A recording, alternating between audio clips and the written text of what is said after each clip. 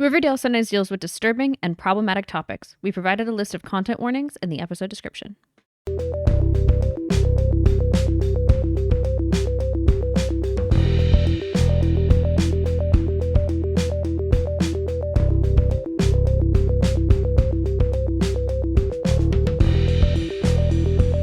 Hello and welcome to Dead Ends. I'm Emily. I'm Brenton. And we have 2 new episodes from season 1 of Riverdale. Continues to be a joy. It's so fun. Mm-hmm. I forgot how normal this show starts. I mean, normal in like the teen soap normal. Not, I mean, obviously there's like a student-teacher affair. You know what I mean? It's not normal. It's grounded in reality. It's more grounded in the genres of the YA television it's kind of pulling from. And mystery television like Twin Peaks. Small town. Yeah. Cheryl's really the only like non-real feeling character. She feels real to me. She's very important to me. She's real to me. Cheryl Blossom is very important to me. But she's the most like caricature character. Yeah, most heightened. Yes. And she's very much like not behaving like a quote unquote normal person quite as much as the others. I mean, obviously they all are. Like it's all still comic book based, but she's the one who seems the most out there. She is the most outlandish and I think like heightened. Like she's everything she's doing is playing to the rafters, but I think that plays well for the character that they've put here. Exactly. No, it's a good thing. Yeah, this controlling center of attention person that is also going through like severe grief and trauma. Mm-hmm. Right.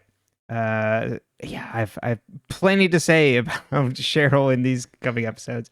But I'm actually really curious for people that hadn't seen the show before, what your impression is starting it doesn't even have to be with these episodes, but just your impression of starting the show, and also if you have heard of had kind of a cultural knowledge of Riverdale before starting it. And like how this compares, because like obviously it gets, as we've said many times, like I'm always like Pretty Little Liars walked so Riverdale could run, but Riverdale starts at a walk.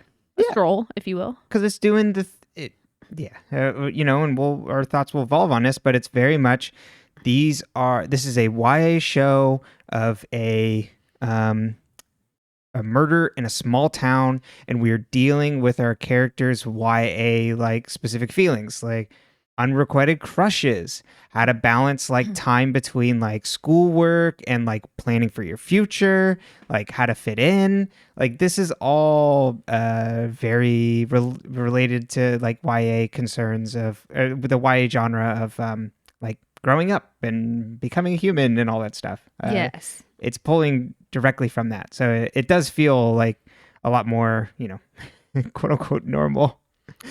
But they do a good job because it's it does I think is the great thing of mystery shows in a small town where it's okay, there's a mystery here, but we're gonna focus on all the like small town things. Yeah, like what do we actually care more about? Is it the friendships and the love and the relationships, or do we care more about the murder? And the show does a really good job of balancing that. I think of Twin Peaks is always my go-to on this stuff. But David Lynch had always said he didn't want to. They were just gonna have they never wanted to really reveal who killed Laura Palmer, and it's like we're just gonna continue going on with like things happening in the town.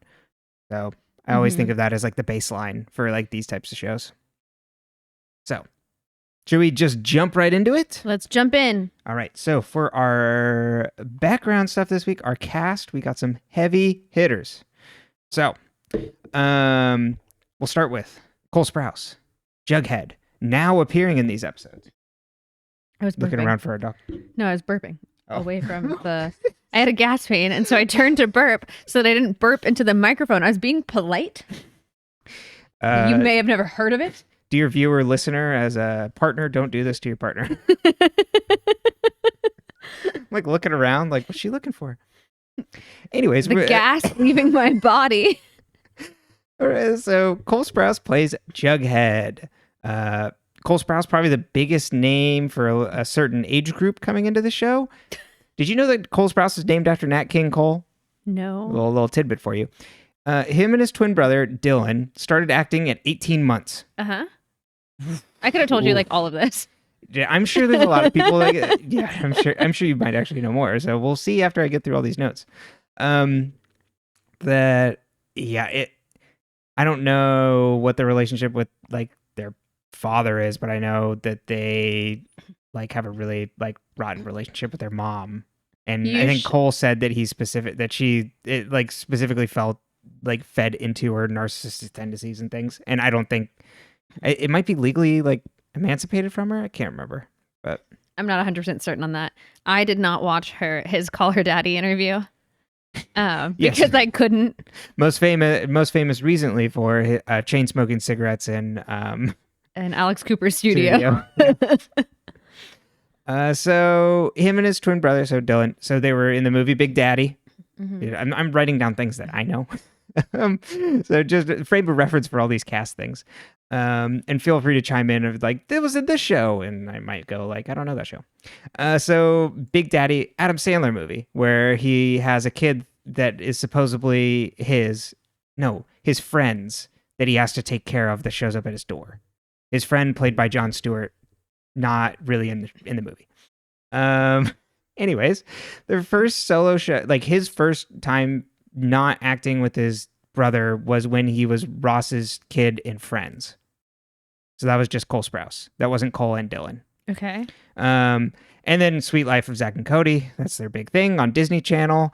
And that ran until 2011, where they both attended college. He went to NYU. I didn't do research on Dylan, but I think he went to NYU too. Mm-hmm. And then directly after this, joined Riverdale. I'm pretty sure, like, I can't remember. I think it was Dylan. Like, one of them got like a job as like a host at like a restaurant. Like, they tried to just like do normal things. Well, he did. Cole did not do. Well, I mean, he did do normal things, but he like ended up like I think kind of majoring in archaeology and would go on digs. Yes, yeah, no, that was a big thing. I remember that. And then he came back to acting for Riverdale. At least that's how it seemed. Mm-hmm. People were like, Why aren't you being an archaeologist? wasn't he just like in a well? And because people were talking about how that's not really like a. I don't know anything about archaeology. But from what I remember, the conversations online were like, yeah, it's like better to have money going into that because that's not like an industry that like you're making a lot, and it's also an expensive industry to like you have to actually like be able to like afford to do digs. Right. Like you have to have sponsors or like people paying, and like I don't know how that world works. But it seemed like that was the narrative that was being put out at that time. I was like, well, that kind of makes sense because like, you know, that's not. It's one of those like, what would you do if you already had money kind of scenarios, which like Right. valid, you know. Well, you know, his parents should have been like Fred. Can he make a living at this? Exactly. But yeah, I understand that. I can't imagine archaeology is like this big Like, money making thing. Exactly. Yeah, I'm pretty sure his brother now has like a mead company. He makes like mead. At least he did for a while. good for him. They're both photographers, right? I don't know. I know his brother's also married to a model who walks in the Victoria's Secret fashion show. Oh, right. Okay, I remember those photos. Mm-hmm. And That's what I know. yeah. So recently, at least, Cole Sprouse, in terms of filmography, Lisa Frankenstein, recommend. Yes, that was a good movie. Mm-hmm.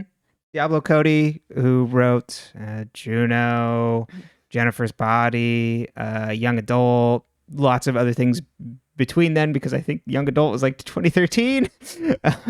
But yeah, great movie. Watch that movie. Anyways, It was really good. Yeah, I enjoyed it quite a lot. Luke Perry, who plays Fred Andrews, teen idol from Beverly Hills 90210. Oh, I wanted to say also, out of the cast, I think Cole Sprouse is our oldest that we've gotten so far. He's literally my age, so he is born in 92. So when this started, oh boy, I can't do 7 years, so 25.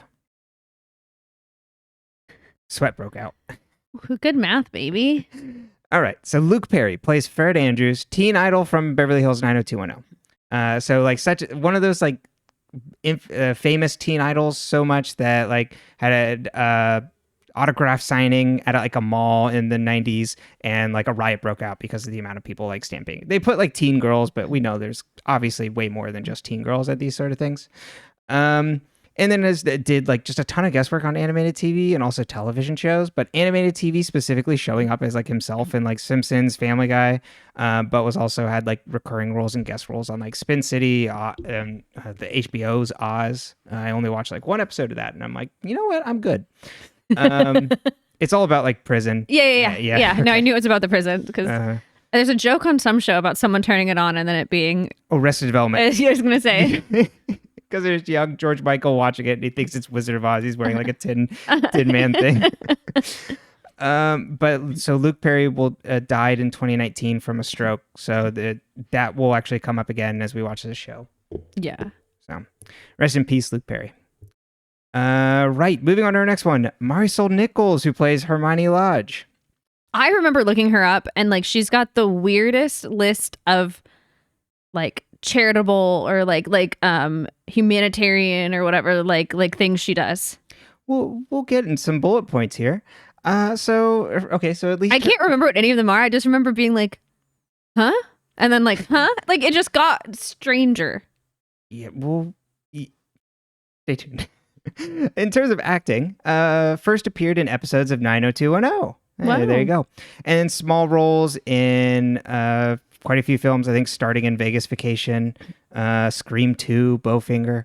Guest starred in lots of shows on like Boy Meets World, CSI, Law & Order SVU, Charmed, recurring roles in 24, Teen Wolf. Like they literally listed when she was cast in this show, like Teen Wolf as like one of the top things. And then NCIS.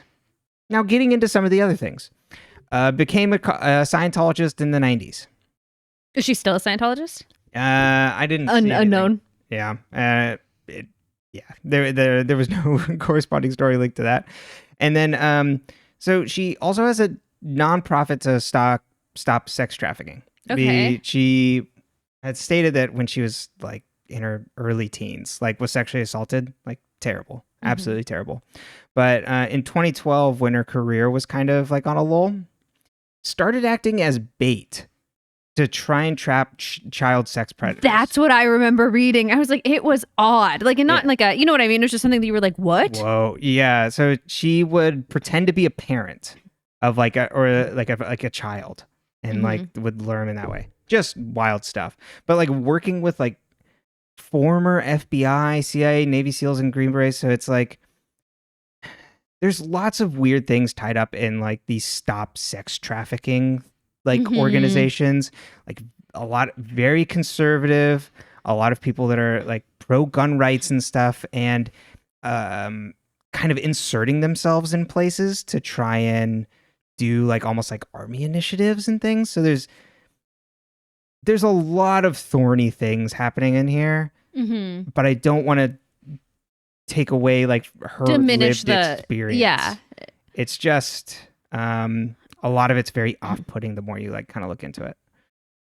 And not for obviously the reasons, because I mean it obviously a good mission, but it's a lot of people do strange things for good reasons. Yeah. And I think a lot of organizations are often mismanaged and or decision making is misled, and not all people who are involved in doing something that is aligned with a good mission are good people. Yeah. And so you end up with really weird scenarios. That's kind of how I look at it. No, I don't trust a lot of nonprofits and organizations like without like really looking into them, because you just don't know like what the individuals are really doing and like what they're, and it's so sad to think that we can't just be like, oh, this person just like wants good for the world. But yeah. And it seems like she does. Like it's not, that was not about her, but just in general, like the other, you don't know what anyone else's kind of like reason for doing something is. Totally. In a lot of it's a lot. So it's complicated. Yeah, the very very dry thing there. So we'll move on to back to acting things. Maisha Namik, who plays Alice Cooper. Boy, does she play Alice Cooper. You know, we mentioned just Cheryl Blossom up top playing to the Raptors. Yeah. Okay, I take that back. Yeah. I didn't think of it at the time either, but then it's like, oh, it's staring right in front of me. But because that you can imagine someone having a mom like that, It's a Yes. little less like Cheryl's really unbelievable because like how many teenagers do you know like that? Whereas like you've met people's moms that you can extrapolate how this character came to be. Yeah. Well, I could think And the same for Cheryl of but like that type of like controlling. She's got the weird twin thing. Like there's so many weird nuances to Cheryl that make her really hard to like ground in reality to me. Mm-hmm. I could see that. I love her. She's like my favorite character. Mm-hmm. But I can just see from like the type A queen bees like line. I'm like, oh, okay. But that's almost more of a Veronica. But Veronica's like an outsider. Yes. Like where Cheryl, this is her home turf. And then we could talk more when we get back to her. But Misha Namik, Shelley Johnson from Twin Peaks. Yeah, great stuff. Sherry on Gilmore Girls. Great stuff. Kills it in all her stuff. But her name is actually German. I thought this was funny. Her first name is German for girl. Her parents thought it was unique. But also lots of recurring roles on things, other soaps like Dawson's Creek, Gossip Girl. I did not get to this. Did you get to when she was on Gossip Girl? She's apparently like a cougar, like love interest for someone. Oh no, I haven't gotten to the cougar. Yeah. I've started and yes, this is a perfect person to put. I've started and stopped Gossip Girl so many times. I should just pick it back up. I just don't remember. We are potentially doing it after all of this. Oh, that's true. That's true. I'll leave it then. Yeah. I mean, I know how it ends. Right. I do too. But anyways. I also have to finish the Vampire Diaries. Yeah. Great character actor. Mm-hmm. All right. So then we'll do a couple quick ones here. Ross Butler for season 1 is Reggie Mantle. Leaves the show in season 2 because of his commitment to 13 Reasons Why, but has recently been in the Shazam movies as like the superhero versions of the characters. I'm going to watch Shazam. And then I don't know how much more Chuck we get, so I just wanted to touch on Chuck real quick. It was played by Jordan Calloway. Started on the Nickelodeon series Unfabulous, but then during this time was on Riverdale, and then also I Black feel like I Lightning on remember CW. Unfabulous being a thing, but like I don't know if it was like a thing when it was a thing. Yeah, I know the name. Yeah, I don't. But like, do I know the name purely from like scrolling through the TV guide? Right, exactly. Yeah, did it just pop up and I'm like, oh, okay, because that's the same for me. I don't know Unfabulous at all, but is now on the CBS action drama Fire Country. Oh, we got an ad for that once. Yes, and I was like, oh, this looks like a lot. Good Lord. This is not my cup of tea. This seems very grounded in reality. Well, the other thing was we live in Fire Country. Exactly. So I couldn't help but thinking, I'm like, how many episodes are talking about how California uses prisoners to fight fires? And also like how like, you know, like does it shape other people's interpretations of California? There's a lot of misinformation about California. Yeah, that too. You know that it's a bad place to be. Yeah.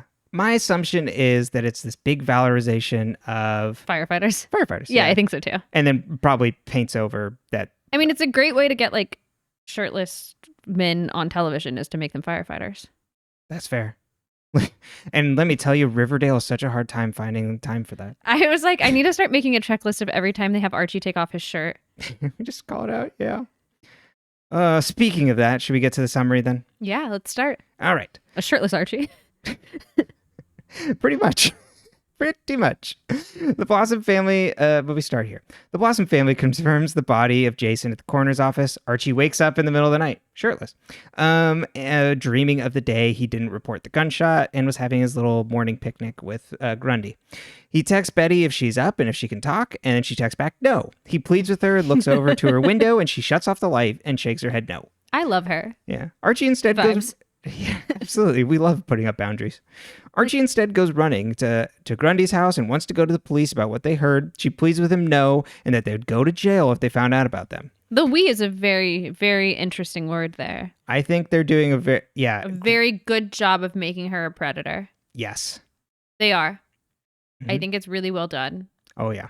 And like the mental manipulation you do of Jesus Christ, like that she's doing of a child. I understand what you're trying to say. like how, and in anyone in any scenario, but specifically because this is a child-teacher relationship, like the way it's like, well, like you have to just protect me, and also like playing with the gender norms of that, because like Archie is raised by a very blue-collar father, and there's a lot of like masculine, like, is part of the reason why his father doesn't even want him to go into music? Is it really because of his fear of his career? Is it also some sort of fear of like, well, that's not a you know what I mean? Like a more masculine role. Like there's a lot of nuance to that, and especially in a small town. And because even Josie later mentions, like, sure, the town's become more progressive, but her mom, she's black, and her mom is black. Who's when she was elected mayor, like she got, threats, whatever. And it's just this idea that we haven't deconstructed as a society so many things, including with race and gender. Yeah, absolutely. No, that's a really good point. Thank you. Yeah, we'll definitely have a lot to talk about related to that. So the next morning, Fred asks where Archie snuck out to last night because he always knows when Archie sneaks out of the house. And Archie's like, I just went on a jog. Betty's parents barge into Betty. Isn't he like, oh, like I used to, you and Jughead used to sneak out to Jughead's treehouse? Yes. Mm-hmm. And I'm like, doesn't Jughead live in a trailer park? But we haven't gotten to that yet. At least now. I guess we don't know where he lived before. Exactly. So stay tuned for more background on Jughead. Betty's parents barge into Betty's room, and Alice brags about having news on the Blossoms. She dismisses her husband, Hal, and says Betty needs to cut out Cheryl, Veronica, and Archie since they betrayed her over the weekend. The next scene, Betty asks Archie to walk her to school. She tells him she wants to be friends still. They agree, and Betty says, don't tell my mom we're friends again. Jughead goes to talk to Archie in the hallway at school and makes some macabre humor about Jason. The football guys approach, and Jughead leaves. Reggie checks him in the hallway. So, obviously, Reggie does not like him. Betty asks Kevin if he's recovered from finding Jason's body. He's like, it was actually harder explaining to my dad, the sheriff, why I was at the river with Moose. Betty receives flowers from Veronica and also cupcakes, and then gives certificates to Manny Petty and apologizes. Betty accepts her apology, and Kevin is annoyed for Betty. Betty says she'll move on to some other girl in a few weeks anyway. But the best part about this, a little quote here from Veronica, I'll interject every now and then, was she's like, I'll be better, I swear on my mother's pearls. The principal makes an announcement that the dance is happening as scheduled. Sheriff Keller gives an announcement on investigating Jason's death now as a murder, and Cheryl interrupts him to swear revenge. She interrupts the sheriff. I love Cheryl. Jughead follows after Archie, who's acting weird. They're supposed to go on a road trip on July 4th that Archie bailed on at the last minute. Jughead asks if Archie has anything to tell him. Do either of them have a car? Not that we've seen. We don't know about Jughead. But Jughead does do a lot of walking in these episodes. How are they going on a road trip? Also, I think they're going into their sophomore year. Good question. Cheryl's friends interrogate her about her story, and she gets incensed. Everybody gets paired off into groups for science class, and then Archie volunteers to be Cheryl's partner, and Veronica volunteers to be Betty's partner, and then Moose volunteers to be Kevin's partner. And Moose asks to meet Kevin on Saturday, but Kevin turns him down. Archie asks Cheryl if there's anything, and tells him that he has like a whole lot going on. We'll come back to this. Archie asks Cheryl if there's anything he can do to help and feels guilty. Archie asks if she wants him to dissect the frog instead, but Cheryl's like, I'm fine, and stares down the girls from earlier as she guts the frog. God bless this queen. She's like, oh, you mean because my brother's being cut open right now? Right. And she like slices down the middle of the frog. And I'm like, this cold bitch. A couple quotes from this too. When Archie asks, like, is there anything I can do? She's like, or like asks about like, do they know, have any suspect in Jason's investigation? And she's like, no, you ghoul. And then also uses the word twin tuition.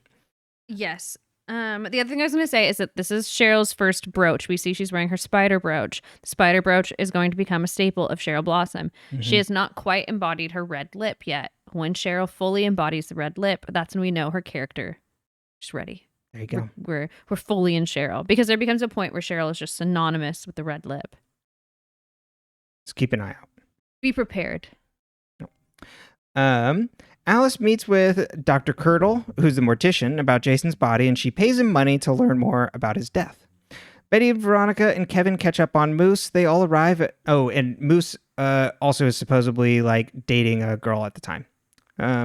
They all arrive at Archie's table, who's working on music. Betty swoons and looks absolutely devastated listening to his song. Archie stops when he notices Betty's upset. She says it's too much too fast and leaves. Archie chases after her, but she tells him she can't be near him. The principal asks to talk to Archie alone. The principal talks to Archie and wonders why Archie was staring him down during the morning announcements. I didn't include that in my notes. Avoiding his eye contact.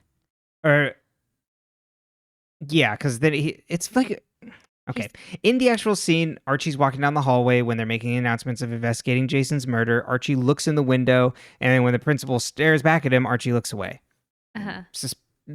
Jumping to conclusions much, principal? This principal's really fucking weird. Like, that's a weird thing to do. Like, teenagers are just weird in general, and like a kid you went to school with died, so like you're gonna be weird about it. And you were given his football number. You're gonna be weird about it. If a principal looked at me in the eyes, I was gonna look away. And asked if he has anything to get off his chest. Archie runs to Grundy and says he didn't tell Principal Weatherby anything. He asks if how she feels about him is real, because if not, he doesn't know why he's lying. She then turns on the charm and says it's real. She says she's putting herself in his hands. Jughead walks by the classroom and he's like, wait, what? Cheryl drills the vixens, who aren't giving a great performance. She's like, I know, I need to get Josie. I'll be back. Veronica tries to talk to Betty, but she shuts her down. Veronica defends herself for kissing Archie, and Betty says, we were fine before you got here. They get in a fight as Cheryl comes up, and Betty offers Cheryl the mani-pedi gift certificates that Veronica bought her, and Cheryl takes Betty's side and accepts. Hermione is now working as a waitress at Pop's Diner. Veronica's there cheering her on. Archie comes in, and Hermione asks who he is and figures out he's Fred's son. Hermione gets Archie to walk Veronica home. They commiserate about being on the outs with Betty, and Archie tells her about growing up close with Betty. I wrote in the scene, KJ Appa was really struggling to keep his American accent. That's so funny. I didn't notice. It's a little rough. Cheryl is at Betty's house and invites her over to her house. I wonder if every now and then, like the way Archie spoke, like when I was like, oh, that was a weird, and I'm like, oh, it might have been his accent. Yeah, I'll have to think about that. Hold on to it. Yeah. He does a pretty good job, though. Oh, completely. Yeah. It was just kind of like in that scene. I'm like, oh, there's like some weird enunciations happening. Cheryl's at Betty's house and invites her over to her house without Veronica sometime. She apologizes for being mean to Betty and asks about Polly. Betty says she doesn't know if Polly knows about Jason dying. They both don't know what actually happened between Jason and Polly. Betty asks like why she's even asking about Polly, and Cheryl's like, direct quote, because you dumb cow, someone shot my brother and I think it was your crazy tweaked out sister. Betty yells at her to get the hell out of her house before she kills her. Archie comes home and finds Jughead on his stoop. Jughead says he saw him and Grundy and is trying to help him and asks about Grundy. Archie tells him about hearing a gunshot when they were on their little picnic together, that they can't tell anyone about this. Jughead says he shouldn't protect Grundy and she cares more about herself and is messing with him. Archie says, what do you know about it? And then Jughead says, well, I used to know this good guy named Archie. And as he leaves, Archie threatens him to stay silent. The next morning at the Cooper house, Alice comes and sages Betty's room to cleanse it of the blossoms. Betty asks if Polly knows about Jason, and I was like, well, I told her, but like, you know, where she's at, she barely knows what day it is. Jesus Christ. Betty is so fucked. It's so fucked. Betty asks to visit Polly, and Alice changes the subject because she's an expert gaslighter and asks why Cheryl was even over, and how many times are you going to let them hurt you? Betty makes an olive branch to Veronica, and Veronica says Archie does love her as a friend. In the student lounge, Reggie runs his mouth about Moose and Kevin being down the river, and then also starts making fun of Jughead, calling him a freak and like a serial killer, and says he killed Jason. And then Jughead talks back, and Reggie goes to attack. Archie sticks up for Jughead. Reggie pushes the envelope, and him and Archie fight, and then Archie loses the fight. Reader or listener, this will never happen again. Also, like 10 kids attend this school because those are the only people in the student lounge. Where is everyone else who attends this school? They're they're out and about. They got more important things to do than listen to these people. Fred asks what happened to Archie's face. Archie tells him about Reggie and that him and Jughead, because Fred also asks about him and Jughead, and it's like, well, we just got in a fight over a girl. And then Archie starts talking about like how like the girl doesn't want to be with him because it's complicated, but he knows like it's the right thing. And then Fred's like, wow, I'm so happy you opened up. And you know, if something feels like the right thing, you got to do it no matter the cost. Uh-oh, Fred. I thought he was saying it wasn't that she didn't want to be with him, it's that she didn't want to do the right thing. And he knew that the right thing was to tell them about the gunshots. I thought it was like, he talks it in the framing of like not being together, of like, because they're not doing the right thing. I did not perceive it that way. I know he's talking about like in a roundabout way. He is talking about the gunshot, but okay. I thought it was in the context of their relationship. But yeah, I think it's like, oh, like she doesn't want to do this thing, and I want to do this thing, and I know what I want to do is the right thing. Okay, that's how I took it. Yeah. I could have misunderstood it there. I didn't take notes like you did on it. So because I had kind of taken it that he's talking about the gunshot, but also in a way that like he thinks they like should be together. Damn the consequences. But I could be wrong on that one. So I put game time because I thought it was a football game. No, this is just an evening pep rally. It's a pep rally because that's what Cheryl was saying wasn't canceled in the morning announcements. Yeah. Did you ever have pep rallies in the evening? Wait, actually, I'm like 2 paragraphs away from like finishing this. We'll come back around. Everyone gathers for the football game, or not football game, pep rally. Archie sees Grundy and says he's going to come clean to Sheriff Keller tomorrow. He offers to have her come with him, but otherwise he'll keep her out of it as much as possible. Archie goes over to Jughead and he's like, I'm going to come clean, and apologizes to Jughead, and Jughead's like, and they agree to reconnect over burgers. People who don't know, Jughead loves burgers in the comics. Also, like that scene is very romantic. Oh, it's very bantery. Because it's like the two of them are like, oh, well, we're gonna get back together, huh? And like I think that a lot of relationships are bantery, and that doesn't necessarily mean that they are romantic, but it just plays very romantic in the scene that I was like, kiss. Yeah, exactly. I'm already going kiss, kiss, kiss. It's already started. The mayor gives a speech at the pep rally. This is Josie's mom. And Josie plays a song as the vixens perform. The football players come running out, and Cheryl sees Archie and thinks of Jason and runs off crying. Is this where they sing Sugar Sugar? I think so. We'll come back around to that in a sec. Or is that at the... Yeah. Veronica finds her... Oh, wait, no. That might be in the next I can't remember if it was in the second one. I didn't write it down. No, because I don't think Archie writes sugar. Archie writes a lyric in the one in the next episode. Yeah, thank you.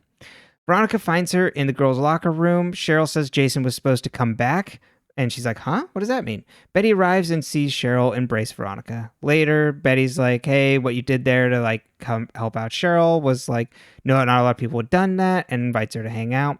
They go to Pop's for milkshakes, and Veronica says, let's make a vow that no boy will come between us again. Archie and Jughead arrive, and Betty invites them to join, and Veronica meets Jughead. The next day, Archie goes to come clean to Principal Weatherby. When Sheriff Keller and the principal burst out of his room and goes to the science class, Cheryl stands up and says, I assume you're here for me, aren't you? I assume you're here for me, aren't you? Because of the autopsy. Cheryl says she's guilty. Jughead's narration says Jason didn't die on July 4th, but over a week later. The end.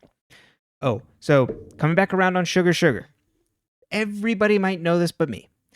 But the original song was written for the fictional band The Archies, which was for the Archie animated television show in 1969, it was the Archie show. That was an animated show, but in the Archie universe, there is the Archies, which is this band, and with like Reggie, Jughead, like Betty, Veronica, and they had like session musicians and people like write the songs for the show. I didn't know that was where it was originally from. Very fun. Yeah. Yeah. Did I have pep rallies at night? No, I did not. But I did not go to, like, people cared about football, but you know what I mean? Like, we were not, like, some kids maybe went and played for Fresno State or wherever, but we were not really a school that was like a Friday Night Lights town. Like we everyone went to football games, and like all the parents would go to the football games for my high school because they had all attended that high school because there were 2 campuses.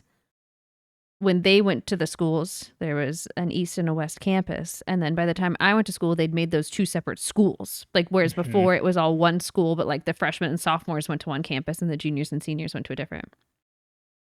But so like everyone was an alum technically of the one I went to. So that's where all the parents. So that's where all the parents went.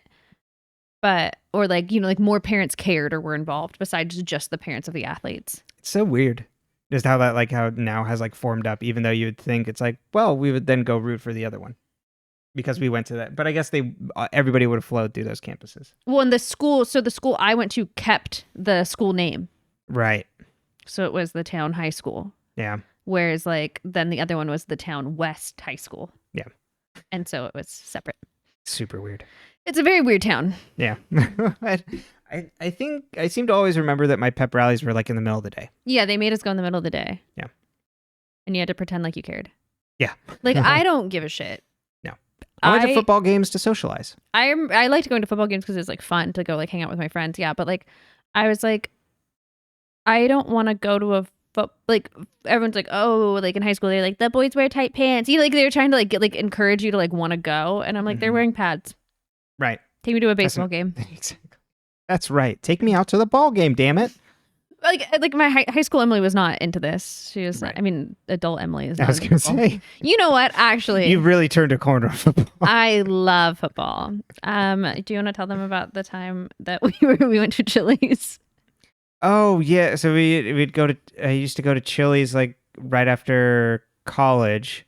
So after graduating, we'd go to Chili's on Sundays, get some drinks, get some apps, watch some football. And I think there was one time I was mentioning something about like, oh, it's this score, the exciting thing. You're like, oh, who cares? Literally, it was like I had my margarita in front of me and my chips and salsa, and I was waiting for my food. And I always sat in whatever seat was facing away from the TV so Brenton could see the TV because I didn't give a shit.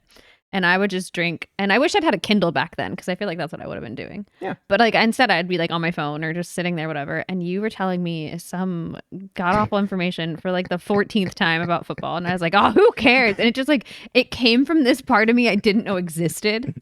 Like my hatred for football was so deep that I didn't even, like I knew I didn't like it and like I didn't care about it. And I also have qualms with it because the Super Bowl is usually around my birthday. And so like it ruins my birthday. And so it makes me mad. I'm like, I don't want to go to a stupid Super Bowl party. I want to like go do something fun. It's very fair. I mean, yeah, like, they really. I'd rather go to a party where we turned off the TV. Like, just don't make me watch football. It's loud and it's annoying, and men yell and it's violent, and people get life-threatening injuries. And for what? Score some points. Like, at least gymnastics is pretty. Well, yeah. I like football, but I don't recommend football. I think football is horrible. It is on paper, but we all contain contradictions. Yes, we do. So yeah, I would never be like, you need to watch football, but I quietly do it on my own. On my own time. And I forgive you for now. But anyway, yeah, I was not a huge, like I would go to high school football games because I was like, it was the thing to do. Yeah. Oh, all my friends are there. But like, it's not even like as a high schooler, like if you have a crush on someone on the football team, like they can't talk to you. No. So like, what's the point? You're just stuck watching them stand on the sidelines because half the time they're not playing. Or like if you like, it was better if you were like dating someone and going to school together. Yeah. I always dated kids at the other campus too, so it was like didn't really work out. It didn't really vibe for me. Yeah. And I never like cared about competitive sports. Like even when we were at UC Santa Barbara and I dated a kid who went to Cal Poly SLO, and they'd like take me to soccer games, and they were very like adamant about giving a shit about like who won, and I was like, I don't care. Like I'm just here because we're here and someone bought me alcohol. Yeah. So an excuse to drink. Yeah, exactly. And that's fine. Like I think that's what sports are for. In a lot of cases that is what they are. Like for. Those kind of sports. Oh, yeah. I think gymnastics is the best sport in the world, and I think that anyone who does not love gymnastics is wrong. But other than that, take it or leave it. Any women's sport too. I support women just in general. Right. But men's sport? Ball sports? Men's ball sports? No. Not for you. Not for me. Anyway, that was Emily's anti-sports corner. My athleticism was showing. Deep love of the NFL. But so Archie Kins is on the football team, and he's wearing Jason's number, and he's got Jason's red hair. So when he runs out, he triggers a little fight or flight, and Cheryl in Girly Pop may confess to Veronica that she might know something. It's very funny the way it's such a like transparent setup of like, oh, you're arresting me because I'm guilty, and then the next episode it's like, of not telling you information, of withholding the truth. Yeah. Very funny. What I really like about this episode, Kevin, very protective of Betty. Like when Veronica first arrives, he's like, oh my God, Veronica, like let's get to know her. Like and then as soon as she portrays Betty, Kevin is like, yeah, sayonara. Absolute scorched earth. He calls her Madam Satan too, which is great. Yes, and when we get to Sabrina, we'll get to meet the real Madam Satan. Mm-hmm. Oh yeah. Yeah, Kevin's funny. Like in this episode, we at least get like some additional shades. Like obviously being the son of the sheriff, like comes with a whole hell of a lot of baggage. But also he's like, I have too much respect for myself, Moose, to be the other man. Mm-hmm. And it's like, you have a whole hell of a lot going on. So until you figure it out, like go away. And at some point, there's a really actually funny scene where he keeps putting his foot in his mouth, like coming over to see like Archie. And he, when they're like all walking over, he's walking over with Betty and Veronica, and he's like, I just like, I know it's like fucked up to say, but I just wish you'd go back into the closet. And then he's like, I mean, I didn't mean that, like in front of like Veronica and Archie. It's so funny that they get so much juice out of like closet puns in this. I think Cheryl calls Veronica a closet monster or something. Good stuff. It's good stuff. Yeah. The writing on the show is like hilarious and very like our generation for us. Like I think what works really well for this show is that the writer is a little bit older than us. And then the actors are mostly, except for Cole Sprouse, a little bit younger than us. Mm-hmm. And so it's kind of written for right in between there. And like he's trying to pander to that younger group. And so it's like perfect because it's like that like millennial, like slightly younger millennial vibe. And it's so funny. Yeah. Dead on to right where we are pretty much. And it works so well because like that's kind of what I think of when I think of like how a comic would be written dialogue wise, like of this style, like the style of teen drama. Mm-hmm. Like I accept the dialogue as being out there because it fits with what the show is based on. Yeah, right. It doesn't pull from the narrative. It's not quite like Tabby's constant movie references. No, and we even, I mean, we do get like references, but it's like woven in a little bit more better in this. We got like another Truman Capote reference in these episodes, but it's a little better than being like my personality's movies. Well, and it's relevant to the plot, like because it's like, oh, we're talking about this mystery and these details and stuff, and so, or it'll be like, oh, it's just like this, like kind of throw it out there. Any other thoughts on this first episode? We meet Hal, actually. So we meet Betty's dad. He actually gets a line for the first time.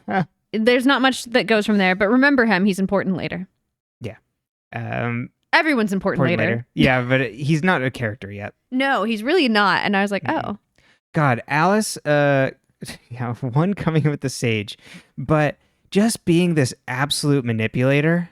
Of how she interacts with Betty, of she like just curves off, like doesn't answer questions, will only talk about one track thing, and like how she using that to then control her to act the way she wants and not interact with people is just horrible. She's the absolute worst.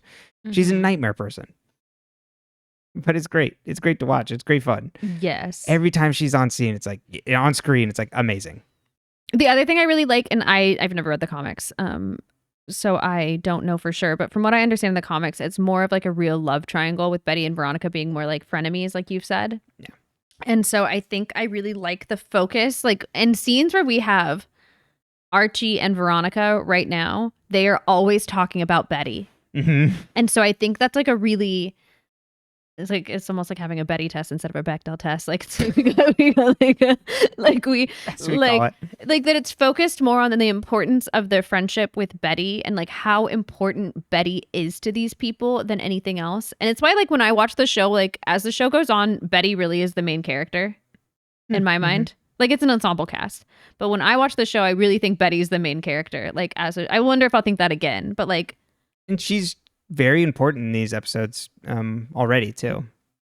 And so I'm like, oh, like it's really, I really like that. I think that's a good focus, and I think that's a much more interesting storyline than some like girl on girl like rivalry for some guy who plays guitar. Yeah, exactly. And it's not the story they're telling, so it doesn't like work here. You could see it in the earlier version of like the movie they're gonna write, which was much more of a straightforward like teen comedy and stuff, like where that you could get a lot of like comedic stuff out of it. So it works really well for this like murder mystery too, when they just like make the little like nudge comment of like, a boy will never come between us again. We are friends. So it's, yeah, I like that It's path. like love at first sight for friendship. 100%. Veronica talks about like she's that in similar terms of like a romantic soulmate, of like how you mentioned earlier that like friendship can be romantic in that way. Veronica very much talks about it that way. It's like, I just feel like we need to be friends. We're like meant to be, I think she calls it. So Cheryl does such a good job with, oh my god, I just Madame Page does such a good job with the way she communicates her controlling nature, like where she is doing Betty's makeup while they're having the scene of like her just being over at like Betty's. It's like she is so much of like a control freak, for quote unquote, that she's like doing it all for her, like setting her up like as if Betty's like a doll, like pinching her cheeks to make them like rosy and stuff like that. And just not like Betty's not like a person in this scene. It's just someone for like Cheryl to extract information from and then mold in the way she wants. It's so interesting, and it's such a like off-putting choice too in the moment too, because it's like you feel like she's just invading her personal space like so much. I really think that like, yeah, anytime someone is doing someone else's makeup, it can be very vulnerable because you are not in control, and also like they are very close to your face. And like at a certain point you have to close your eyes usually. Like there's a lot to it that I think is very like, there's a lot to play with that. So I think it's a really fun choice for them. Yeah. And that like setting up the way that someone else is presenting themselves out to people. Yeah. Well, and people want to control Betty's image. So, and we get this in the next episode. Right. And so I think and Betty wants to control her image. And so when Betty controls her image, she does something very different. Really excited to get to that. So I don't know if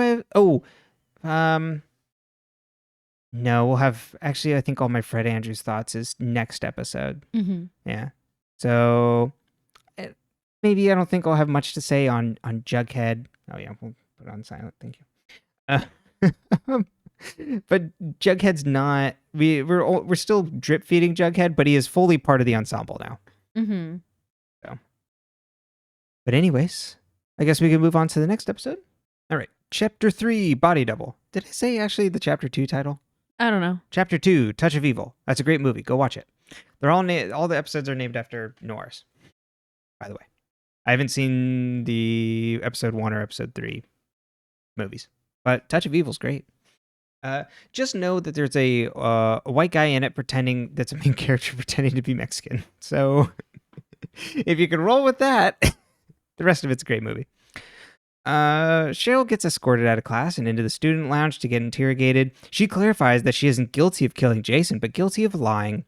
Sheriff Keller asked when she last saw him. She said July 4th, they had a plan. Jason wanted to leave Riverdale, and they would stage a tragic accident so their parents wouldn't go after him. He left when they crossed the river, and that he would call her when he was safe. Cheryl said she heard a gunshot that morning, and maybe someone took a shot at Jason. Her parents burst in and escort her out of the student lounge. Alice keeps publishing news on Jason's autopsy, and now Cheryl being interrogated, but very much, what do you call it? Like Daily Mail-esque, like really sensational news. Clickbait. Yes, there you go. Betty gets mad at her for sensationalizing the news. Alice is like, well, if you are so hot on this, why don't you come work with me and your dad down at the Register? Which is the name of the paper. Archie sees Grundy celloing away and goes to talk to Principal Weatherby. He tells him and the sheriff that he heard the gunshot too. He was down by the river working on songs that morning and that he was with his dog. Later, Betty, Veronica, Kevin, and Archie catch up in the student lounge. Veronica has a date with a big football player named Chuck.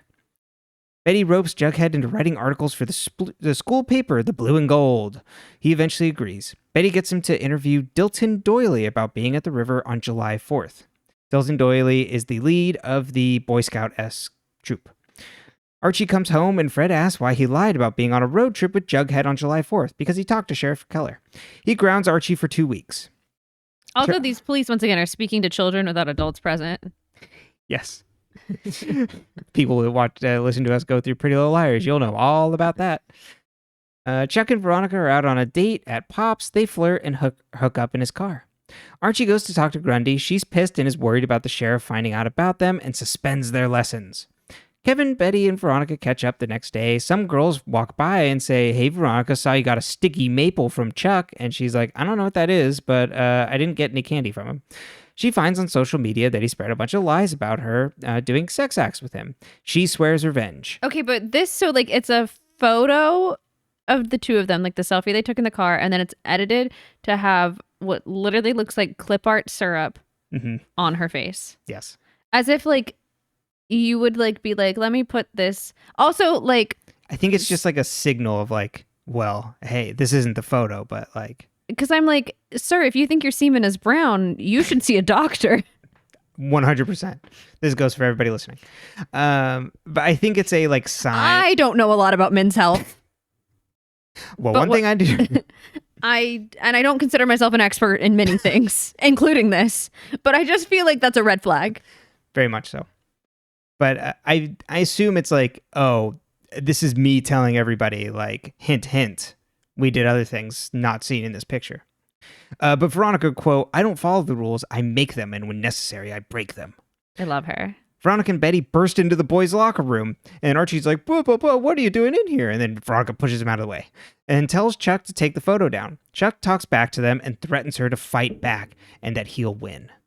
Jughead visits Dilton Doily, the Boy Scout leader, and he treats his kid, the other Boy Scouts, like they're soldiers. He's like talking to them about, like he's like a prepper, like one of those real, like kind of like, well, yeah, like conservative, like gun nuts of like, bam, you're dead. Bam, you're dead.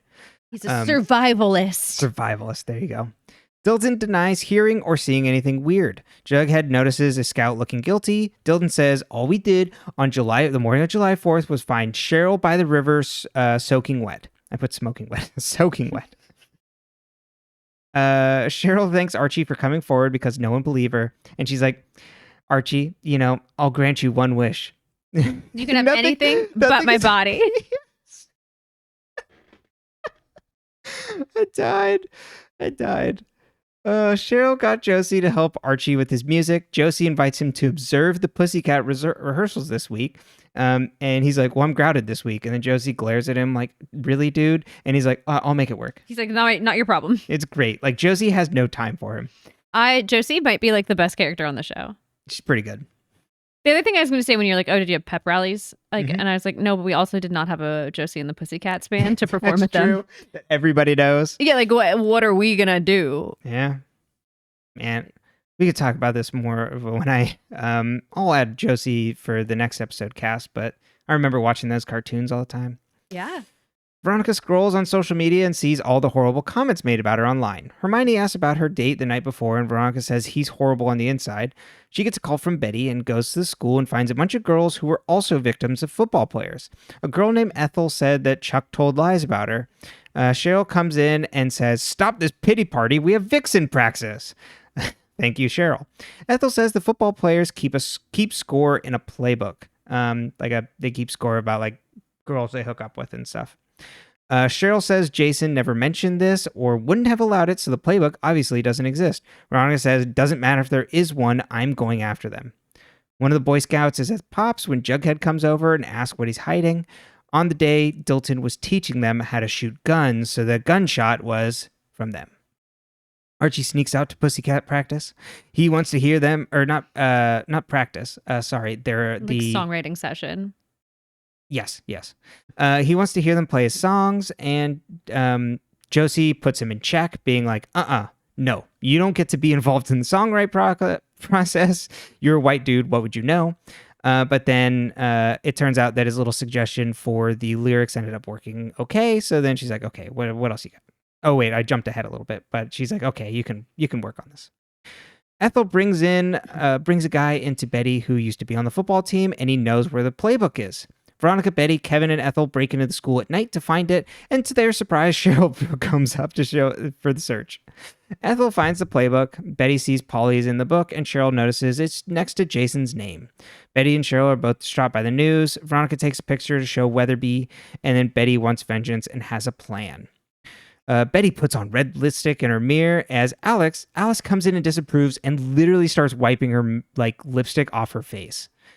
She asks if Betty is coming with them to the mayor's party, and Betty says no, she's studying with Veronica. Alice says, well, she shouldn't hang out with Veronica, and then offers her instead the pink lipstick to wear. It's like perfect pink or something like that too. Like it really plays with the perfectionism. Mm-hmm. Betty enters Pops and finds Chuck alone at a booth. Betty says she wants to be more like Veronica. He's like, oh, like a bad girl, like your sister, Polly. Jason told us all about it. They make a plan for the next night to hook up at Ethel's house while she's away. Archie tries to sneak back into his house, and Fred catches him. Archie has to go to the event that Josie will be playing. Fred shuts him down. Archie says, if this was a football game tomorrow, would you let me go, Dad? You don't understand my music. Chuck arrives at Ethel's to find Veronica, who invites him into the jacuzzi to hook up with her and Betty. Betty then comes out in a dark wig. Everybody remember this wig? Dark Betty. It's going to come up. That's, you know what?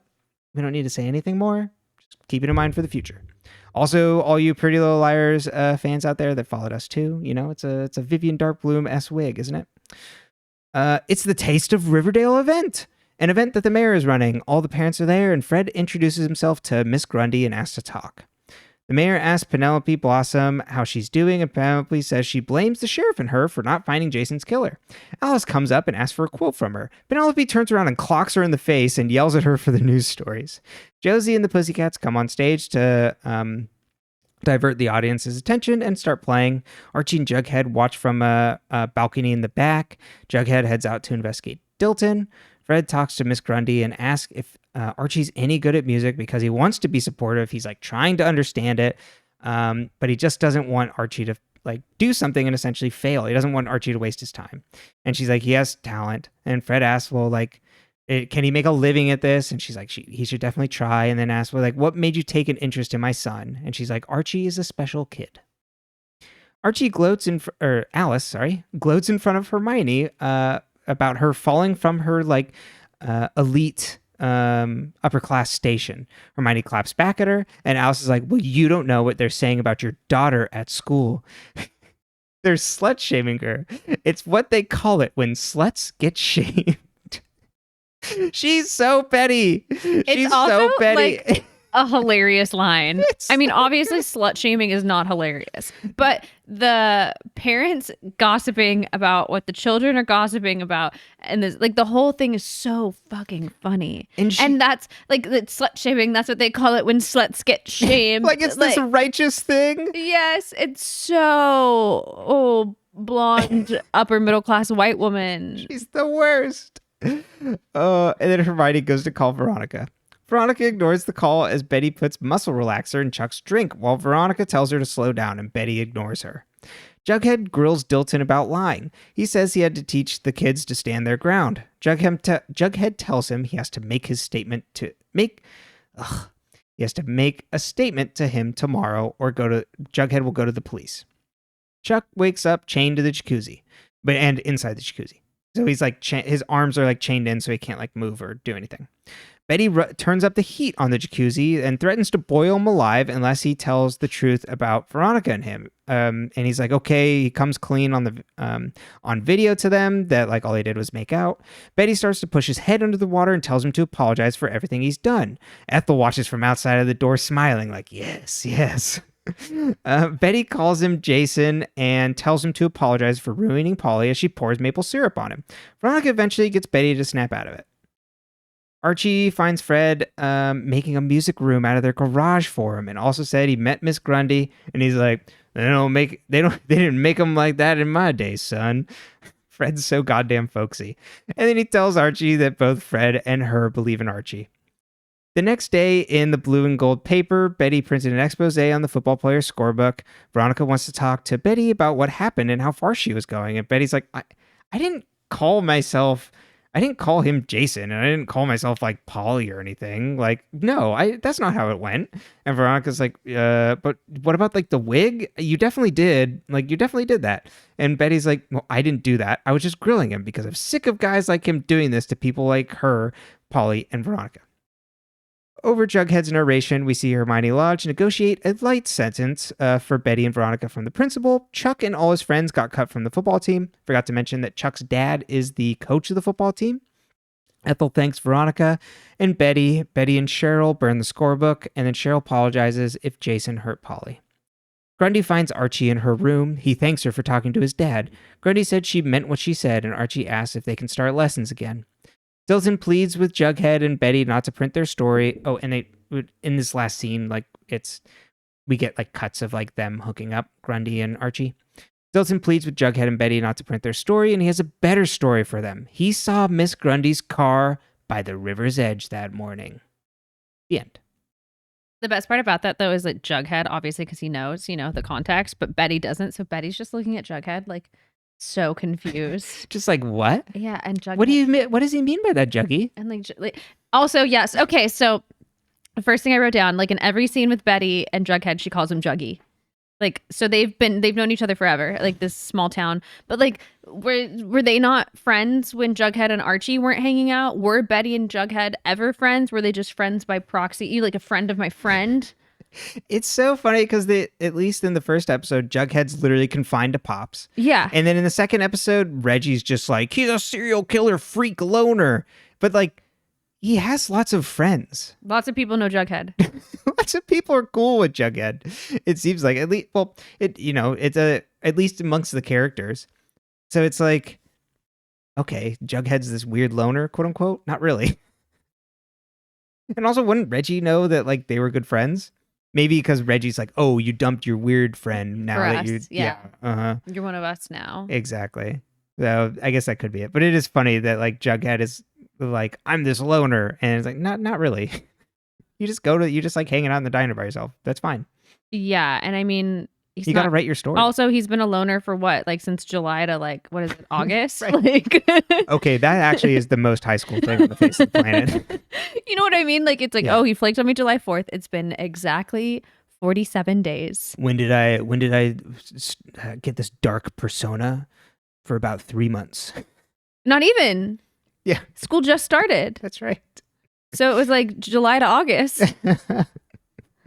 Yeah, maybe a month and a half. We may be in September now. I don't know. It's baffling. It's really funny. Yeah. I have lots of questions about that, but that's neither here nor there. Mm-hmm. My favorite thing about this episode is Betty and the syrup. And my question is, did Betty take it far enough? Veronica's like, are you taking it too far? And I mean, sure, you should not drug people. And you probably shouldn't handcuff them into a hot tub and threaten to boil them alive. But in the context of the show, I mean, was that far enough? Got revenge, didn't she? Yeah, and he's not going to mess with her anymore. Things worked out pretty well. Well, we do get I didn't include it. There's like an ominous narration that like essentially they don't get so much worse. Exactly, they don't know what they've unleashed essentially by destroying Chuck. But Ethel's okay with it. Ethel's standing outside the door, being like, "Yes, keep going." Yes. And I mean, it's not great, but like they just kind of scared him a little, and they poured maple syrup on him. Yeah. He's done some shitty things. He's done some really shitty things. Mm-hmm. Also, like, I feel like I remember this being much worse than it is. Like, that scene? Yeah, because when we were watching that scene, I was like, oh, I remember this being, like, bad. And I was like, oh, no. Like, it's really not. Like, I mean, it's not good. But it's not, like, some crazy torture that you're watching. Yeah. It's not like she really loses it. No, I had forgotten at the end of the episode, Betty is fully in denial about it. I was like, no, I didn't do that. I didn't do that. So but we also know Betty's not sleeping. She was up all night writing the newspaper thing. Right. And she's got Adderall, as we know from the first episode. Mm-hmm. So a la Spencer, we're getting a very specific kind of energy here. Mm-hmm. Definitely a God, what am I trying to say? It's going to boil over at some point. It's all going to fall off the tracks. Mm-hmm. But we got Dark Betty. TBD. All right. Other highlights of the episode. Mumsy Blossom, Penelope, just punching Alice in the face. We love to talk about Alice, but Alice deserves to be hit. And then Alice immediately taking that energy, just walking away and turning around and turning it right back on Hermione. She's... Verbally. Mm-hmm. Alice is so petty, and just in that scene too of like taking out what's happening to their daughters on Hermione it's It's like, you are the saddest person alive. It's very like a la Original Sin, where the moms are really the problem and the children aren't. Like the kids are kids. You know what I mean? Like, sure, Veronica shouldn't have kissed Archie, but like it's not the same as like the adults behaving this way. Right. And that's not why. Okay, I guess that is what she's referring to. But I feel like the slut shaming thing is probably the Sticky maple too. But I guess she wouldn't thing. know about that. Maybe. I don't know. Because I doubt Betty would tell her. And but she is snooping around a bunch of stuff. And also just Alice, like I love the wrinkle too on top of all this is that she's just really terrible reporter. Like she has no problems crossing lines to like be like, She has no journalistic integrity. Whereas like we know Betty and Jughead do because they already like in the last scene of the episode or whatever, like, okay, like tell us what you know. Yeah, she's an ambulance chaser. What other like major thoughts do you have? I mean, I really think they set up good the Grundy Archie scenario and how he is so enamored and smitten, and this person is also the gateway to the thing he really wants to do, and so like he doesn't know how to separate these two things, and he wants to protect this person who should really be protecting him, and just like really the nuance of that I think is really well done and interesting.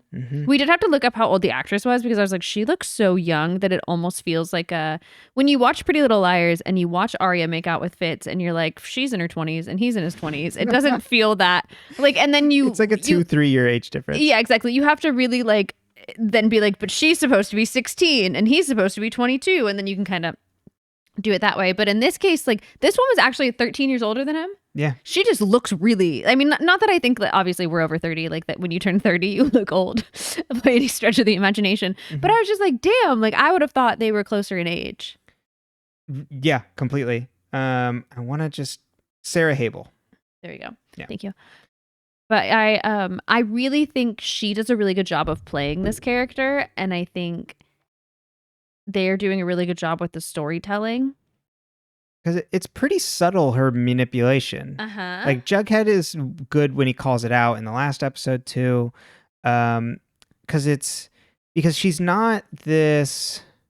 She's doing something wrong and villainous, but she, at least in her interactions here, she's not like this like conniving, like villainous figure. Like she's just someone that's like out for her own skin, who also is in this seriously inappropriate relationship. Like her manipulations of Archie keeping him close, I think they're to protect her. Exactly. And she does, and it's not like you get like this, like, oh, and I'm just going to twist him around my little finger. Like she is also like scared in over her head. And this, so I think it's this interesting portrait of an abuser. Because like she is, the framing is that she is not doing this like horrible thing. It's like, but it's all like in her for like a greater good or purpose to like protect herself. And I do think there is like this weird like feelings line that she's crossing here when she talks to Fred. Like I don't think she's talking out of her ass about like that she does think Archie is talented in things. She's blurred this line between being a mentor to him and also being in this like a peer and a lover. In a really and a like muse in a way, because she's the reason he started writing and like writing his songs and stuff, it seems. Right. Yeah, in like a really sticky and gross way. Oh yeah, no, it's not. There's nothing good about this. And it's very clear about that too. And it's just like how tense she is, like talking to Fred, who is then going to this teacher and being like, I look at you, you are the person taking care of my son, and not knowing what she's actually doing. And it's like, I just want to get your advice, like how to be a better father. Which is really sweet. And he's just this, Fred also just being this like folksy masculine man. It's just like, does the like soft masculine thing of being like, your teacher's a real looker, but just like a little offhand side. And it's just like, but let me like, get back to building you this room to practice your music in our garage, even though you're still grounded. right, exactly. It's like, I'm going to do this thing for you, but like not talk about it until like, so it's a, they're handling this like really like sticky, horrible thing. And like that we've seen again across multiple genres and multiple shows, like a common like romance trope and stuff with a lot of care. So definitely. Yeah, it is given a lot more care than it is usually given when it is a female student or like a girl and an adult man. I should say girl and adult man. I don't really like using the term female. But yeah, it's given a lot more care, which I think has to do with the writer. I don't necessarily think, like I like this writer gives not more care, like gives more care in general. So because this is the scenario he's working with, it is done better. Yeah, because I don't know. I don't have as many touch points for this usual setup of inappropriate, like kind of like teacher-student relationship. We talked about a lot in Pretty Little Liars about the like romance thing of like the older man and like how that can often like kind of display this like inappropriate relationship. But I don't know much about that about like the older woman where it's I haven't seen as many things like that. Like I know what happens in Dawson's Creek, but I don't know the context of what that is. So if people have like more kind of like touch points for that, or like things they want to like drop into comments to us, like please do. Your dog just like looked at me from the couch and just burped. It's a very gassy episode. I'm so sorry. I don't think the microphone picked it up at all, but I was like, what is happening? It's laid back down. Our diets are awful. That's not true at all. I know. But sorry. Yes, I'm trying to think. I feel like there's got to be something I've seen. I can't think of anything right now. Yeah. And I do wonder, kind of like something you're touching on there, that is this a thing that you can often see in gender and media of the difference between where it's maybe in more things where it is a woman preying on a boy rather, whereas like where it's the reverse, that it's done a little bit more uncritically and it's like this more romantic notion. I don't know, but I'd be curious if people have some info on that or like some background on other recurrences, or they're just their opinion on how these are done and how they're portrayed in different shows. Yeah, absolutely. Yeah. We talked about it a lot in the PLL season, so I won't touch on it too much. But I mean, we both know too that this is. We also see that in certain instances, this is a romance thing that like people can like be accepting of and be into, and it's all part of like that like kind of romantic thing, and we tend to like bristle more at it. So, we bristle heavily at it. I don't think there's any world where pedophilia is a appropriate romance trope. Yeah. Like I don't think that's like, especially for a show for teenagers. I mean, I think when it's handled like this, like when it's handled appropriately, it's an appropriate subject, but it should not be romanticized. Yeah, there you go. Exactly right. I think it should be talked about because how else are children, especially like this one's done so well and so subtle that it's easier to kind of let someone apply to their life and identify the signs. Yeah, totally. Or just a way to explore what kind of this like imbalanced power kind of grooming situations in media is an interesting thing to explore. Like I don't think these stories shouldn't be told. Exactly. Yeah. Okay. Before I got wrapped up in that, was there anything else I wanted to touch on here? Talked about Alice. Talked about Fred. I think that's kind of it for my big things. Josie and the Pussycats are booked and busy from the beginning of the show. They've been in like every episode. Love that for them. Yeah. Oh, I will say, I think it's good too that this show, or I say good, but I think it's interesting. The show isn't afraid to tackle like tough topics like revenge porn. and things like that, and like bullying amongst like high school students and stuff. So this goes headfirst into Racism things. too. Josie's Right. literally like, Archie, like, you can talk I- about my experience. Like, you don't. My mother was elected as mayor, and we received threats. And like, sure, people have gotten more progressive, but like, they're not where they need to be. Mhm. And like, specifically that conversation that like, sure, things seem better now, and they probably are, but they are not. We can't stop here. We are not done. Things are not good yet. Yeah, absolutely. Yeah, and just for context, I didn't write out the full thing in my notes, just going through it fast. This is like when Archie is at the Pussycats practice, like pitching in, and Josie bristle back at him. Like, this is where that's what fleshes out why Josie is like, I don't have time for you. You're just like some stupid white boy. Like, you haven't lived like what I've had to live through. Mm-hmm. But yeah, I think that's it. All right. Well, you can find this podcast on all your audio podcast platforms of choice at Dead Ends. You can also find the video version where you can see our beautiful Christmas tree right behind us. I was pointing the wrong way, mirrored in the camera. And our compost buckets that you left there. to put it away at YouTube. Hey, you know what? Shout out to the compost bucket. Some people have presents under their tree. We have a compost bucket. You're welcome. And a train. This is not going to help my case for California. It's not what people say it is. They just got compost buckets under trees, those hippies. YouTube at dead_ends. You can please leave us comments there or write into our email, deadendspcast@gmail.com, to react, drop questions, just talk about the episode. It's great talking to people in the comments and whatnot, so please do. You can also rate us on all your podcast platforms of choice. I hear that helps out with the algorithm. So, if you can give us 5 stars, we appreciate that. And subscribe on YouTube as well. I believe that also helps. And you can also find us on Blue Sky, where I need to post more, but I'm at least posting when new episodes go live, at dead-ends. Isky. Either way, it's in the link, and then also our link trees. You can find our personal Blue Skies. I have not added mine to my link tree. Well, you can find mine. It's like I have not done that. Well, yeah, or you can extrapolate, sometimes you can see, yeah, you know what?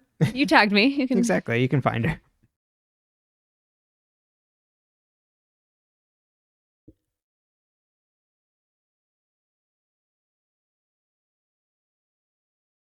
Well, I guess for now, we don't fit in, and we're not going to fit in. That's right. And we don't think you should either. Absolutely. You should be a weirdo like us and Jughead. Because what does that actually mean when you're like catering to the mainstream in the center? That, you're maybe not being your authentic self when you're trying to like comply to the heteronormativity of the world. There you go. See you next week. That was very specific. Just saying about not fitting in. Yeah, there's lots of ways you can not fit in. But like, isn't heteronormativity like the specific way that we're supposed to? Is that not like the universal kind of? Oh, I guess so. You know what? You're right. I mean, I assume White heteronormativity? Yeah, I needed more things to it. I needed more adjectives. White conservative heteronormativity? Ooh, there we White go. centrist. Maybe. Centrist. Yeah. All right. Well, we love you, weirdos. Bye.